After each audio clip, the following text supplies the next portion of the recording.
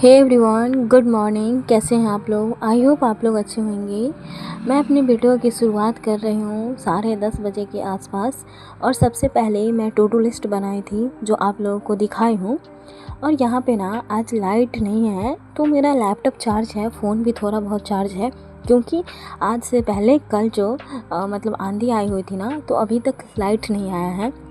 और जो मेरा पहला काम होता है 5 मिनट टाइमर के साथ नाम जाप करना, आप लोग भी कर सकते हैं। अच्छा फ़ील होता है, ऐसा फ़ील होता है कि हम जो काम कर रहे हैं ना, कोई है मतलब जिस पे सब चीज़ छोड़ दीजिए। कई बार सिचुएशन ऐसा होता है ना कि मतलब बहुत अप्स एंड डाउन्स आते हैं लाइफ में, कुछ समझ नहीं आता है कि ऐसा क्यों हो रहा है, कब हमें सक्सेस मिलेगी। तो एक लगता है ना कि मैं तो बस बोलती हूँ भगवान जी, मेरा काम है जो कर रही हूँ, बाकी आप मतलब आप पे ही सब चीज़ छोड़ देती हूँ। बहुत रिलैक्स फील होता है जब आप चीज़ों को ओवरकम करने के लिए ना भगवान जी पर छोड़ देते हैं, क्योंकि हमारा जो काम है ना वो हम करते हैं। और यहाँ पे ना अगर मैं स्टडी का बताऊँ तो सबसे पहले स्लॉट में ना मैं यहाँ पे कैलकुलेशन कर रही हूँ। कैलकुलेशन में मैं क्या क्या करी हूँ ना, वो आगे के वीडियो में मैं दिखाई हूँ, उससे आप लोगों को भी हेल्प मिलेगा। क्योंकि अगर मैं क्वांट का बताऊँ ना तो कैलकुलेशन ही बहुत मेन होता है। सिंप्लीफिकेशन, नंबर सीरीज़, अप्रॉक्सीमेशन, ये सारे जितने सारे क्वेश्चन है ना, वो कैलकुलेशन के कारण ही मेरे से जल्दी नहीं बन पाता है, क्योंकि कैलकुलेट करने में मुझे टाइम लग जाता है। और जितने आरआरबी पीओ हो गए, क्लर्क हो गया, आरआरबी में मतलब बैंकिंग के ज़्यादातर एग्ज़ाम में ना कैलकुलेशन का बहुत ज़्यादा रोल है, क्योंकि क्वेश्चन तो बन जाता है लेकिन टाइम के अंदर नहीं बन पाता। और यहाँ पे मेरा पहला स्लॉट कंप्लीट हो चुका है, जहाँ पे मैं कैलकुलेशन का प्रैक्टिस करी थी। आज मैं दिखाती हूँ आप लोगों को। ये रहा कुछ स्क्वायर, क्यूब, टेबल है, परसेंटेज टू फ्रैक्शन है, क्यूब है। उसके बाद यहाँ पे एडिशन सब्ट्रैक्शन है, ठीक है। यहाँ पे उसके बाद ना मैं जा रही हूँ, लाइट तो नहीं आए तो मैं सिंप्लीफिकेशन वगैरह का क्वेश्चन जो है बुक से बनाऊँगी। तो टाइमर ऑन कर देते हैं। 20-20 क्वेश्चन मुझे बनाना है। तो यहाँ पे है मेरे पास ये इस क्वांट का बहुत पुराना बुक है, जब मैं पहले तैयारी करती थी तभी का है। यहाँ पे कुछ कुछ मैं बना रखी हूँ। इसमें देखती हूँ पजल का कहाँ है, ये सॉरी पजल बोल रही हूँ, सिंप्लीफिकेशन वगैरह का क्वेश्चन ये तो पहले मैं बनाई थी उसी का है।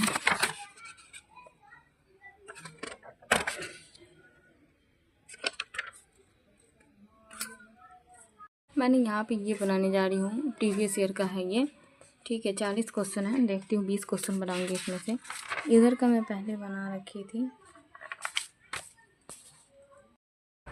सेकेंड स्लॉट में ना मैं सिंप्लीफिकेशन का क्वेश्चन बनाई और साथ ही साथ नंबर सीरीज़ और क्वाड्रेटिक का भी क्विज़ के फॉर्म में क्वेश्चन लगाई थी।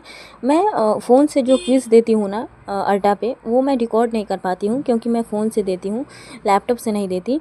और उसके बाद ना यहाँ पे थर्ड स्लॉट मैं शुरू कर रही हूँ, जो मैं करंट अफेयर्स का क्लास लूँगी। मतलब करंट अफेयर्स की क्लास में ना मुझे बहुत ज़्यादा अभी बोरियत फील हो रहा है, और ज़्यादा चीज़ें मतलब समझ नहीं आ रहा है। और सर बोलते हैं ना कि नोट्स मत बनाओ, बस ध्यान से सुनो। और सुनने में ना ध्यान इधर उधर हो ही जाता है। और मुझे ये भी समझ नहीं आता है ना कि लिखूं भी तो क्या लिखूं। जो भी लोग मुझे हेल्प कर सकते हैं ना, प्लीज़ कीजिएगा कि करंट अफेयर्स बैंकिंग के लिए आप कहाँ से कर रहे हैं। और साथ ही साथ ये भी बताइएगा कि पीडीएफ किनका अच्छा होता है। बहुत सारे वीडियो में ना मैं देखी हूँ कि अफेयर्स क्लाउड का वीकली, मंथली, डेली वाइज जो पीडीएफ आता है उसे करना चाहिए। मैं सोच रही हूँ ना कि एक आशीष गौतम सर का रेगुलर क्लास लूँगी करंट के लिए, और साथ ही साथ एक अफेयर्स क्लाउड का वीकली मतलब जो होता है ना क्या बोलते हैं, पीडीएफ भी सॉल्व पीडीएफ पढ़ूँगी। लेकिन प्रॉब्लम ये है कि मुझे ये समझ नहीं आ रहा है कि जो सर पीडीएफ देंगे अफेयर्स क्लाउड पे, उनका पीडीएफ पेड होता है या फिर फ्री होता है। पेड होगा तो मैं शायद नहीं ले पाऊँ, लेकिन फ्री होगा तो मैं उससे करूँगी, ठीक है।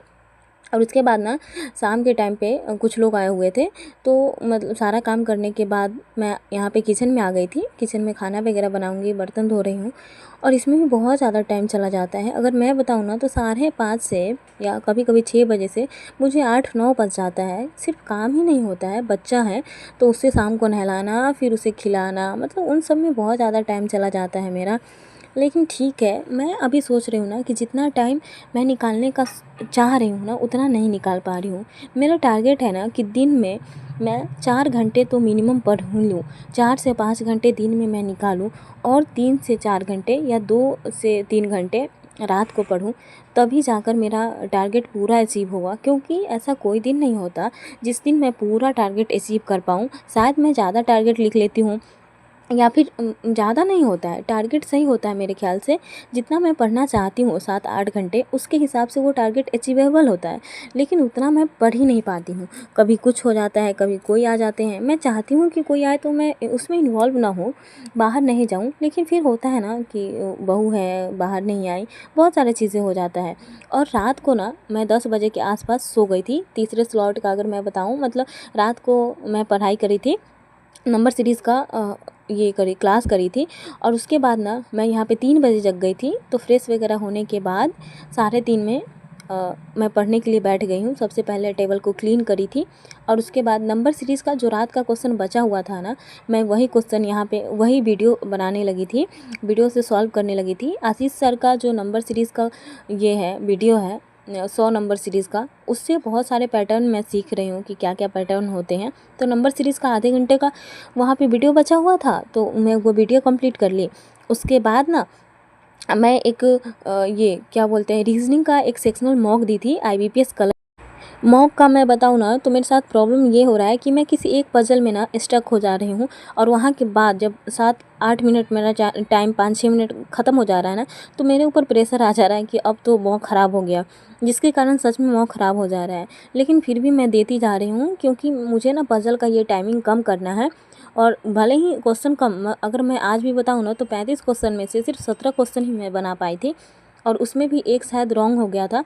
लेकिन ठीक है, मैं ना पज़ल में एक फिर से स्टक हो गई थी और वो पज़ल जब मैं मॉक को सबमिट करने के बाद देखी ना, तो उस पज़ल में कुछ भी नहीं था।